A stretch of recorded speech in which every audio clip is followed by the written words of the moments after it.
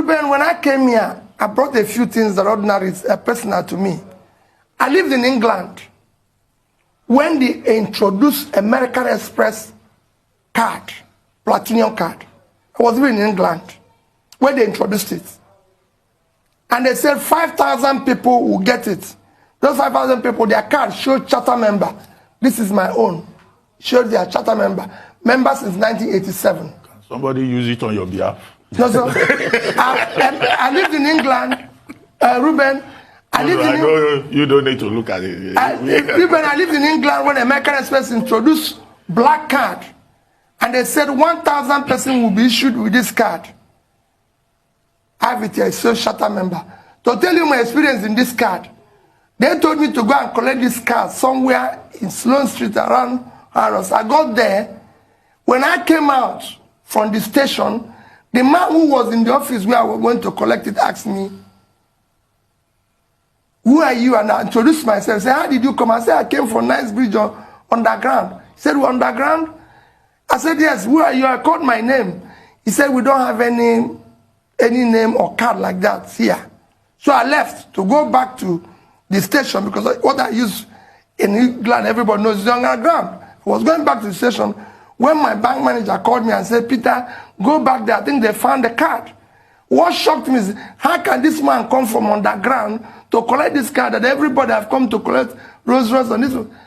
Ruben had a viable business. If anything, politics, I'm not regretting. Because everywhere I found myself is grace of God. That's why when I went into the same politics, when people say this person is doing this, I say, listen, I came here by grace of God, I won't abuse it. Otherwise, if there's anything to regret in my life, it's going into politics. Because it made me poorer.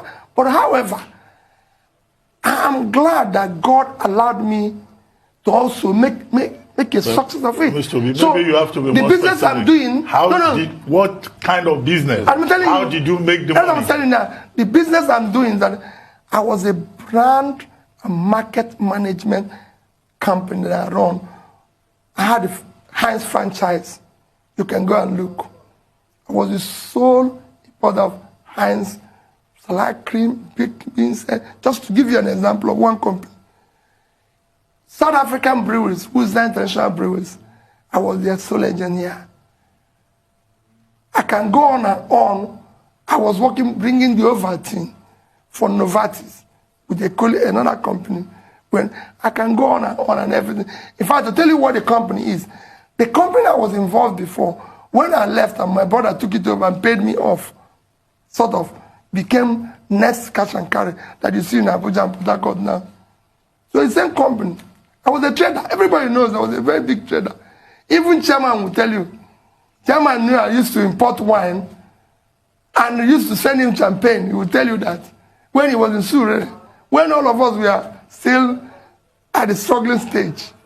So I had a viable business, but went into banking. So if the person wants to know, I was sitting on the board of 3 banks, could be chairman of one before I became governor. So that is also a business. So you have shares in those banks too? Major shares. Major shares in those banks? Yes. Well, thank you very much, Mr. Peter Obi, for joining us this morning. I'm sure that this conversation will still generate more conversations out there. Thank you very much. Thank you. Thank you. Did you listen to what he said? Go and get your PVC. A new Nigeria is possible.